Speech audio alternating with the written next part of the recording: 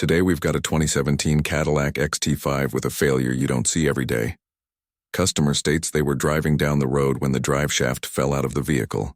The customer reported a sudden loss of drive and noise, then realized the vehicle was no longer moving under its own power.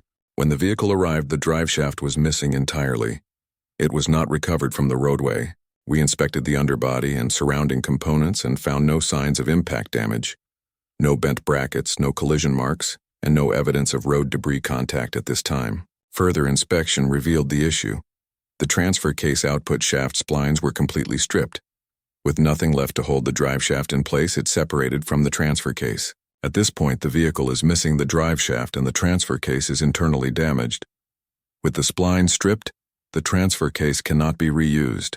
Recommended repair is transfer case replacement, along with replacement of the driveshaft assembly, followed by inspection of mounts and alignment verification. Here. Hit like and follow video service information for more breakdowns and mechanical carnage.